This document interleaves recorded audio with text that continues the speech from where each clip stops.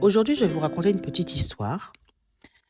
C'est un parent qui m'a écrit et qui m'a dit que il a reçu un mot dans le carnet de correspondance de son enfant disant que les devoirs n'étaient pas signés. Alors qu'il demande continuellement est-ce qu'il y a des devoirs à signer? Est-ce qu'il y a des mots à signer? Il lui dit non. Donc la confiance prend le dessus. Ensuite, en recevant ce message dans le carnet de correspondance, le professeur dit aux parents « Sachez que l'enfant travaille aussi pour vous. » Donc je vais répondre à ce parent que non, non, non, et non, et non, et non, un enfant ne travaille pas du tout pour ses parents. Sur ce point, je ne suis pas d'accord. Un enfant apprend à se construire, développer ses capacités, son autonomie, sa responsabilité. Dire qu'il travaille pour ses parents est une vision très adulte-centrée de l'école qui peut nourrir la peur de décevoir, la dépendance au contrôle, la confusion entre amour parental et performance scolaire. L'amour n'est pas conditionné au devoir. L'école n'est pas un service rendu aux parents. L'autonomie, elle ne tombe pas du ciel. Elle s'apprend par l'erreur. Oui, l'éducation passe par l'erreur.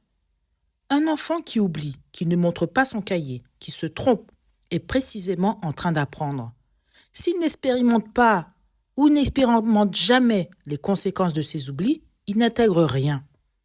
Responsabiliser, ce n'est pas abandonner, c'est laisser un enfant vivre les conséquences proportionnées de ses actes dans un cadre sécurisant. Donc, chers parents, tu n'as pas puni, tu as posé une conséquence éducative. La privation d'écran et la lecture jusqu'à nouvel ordre, ce n'est pas une sanction violente ou humiliante. C'est clair, logique, constructive, liée à la responsabilité non assumée. Tu ne cries pas, tu ne contrôles pas tout, tu n'humilies pas, tu transmets une valeur. Et c'est exactement ce que font les parents alignés, pas les parents démissionnaires. Le vrai malaise ici, c'est quoi? Ce n'est pas toi.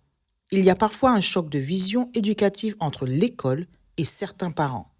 L'école fonctionne souvent sur la conformité, le contrôle, la responsabilité parentale maximale. Toi, tu fonctionnes sur l'autonomie progressive, la responsabilisation de l'enfant, la construction intérieure. Ces deux visions ne sont pas toujours compatibles, mais la tienne est loin d'être irresponsable. Tu fais déjà ton travail de parent. Tu parles à ton enfant chaque soir. Tu poses un cadre, tu expliques, tu assumes les conséquences. Tu ne fuis pas. Un parent qui s'en fout ne se poserait même pas cette question.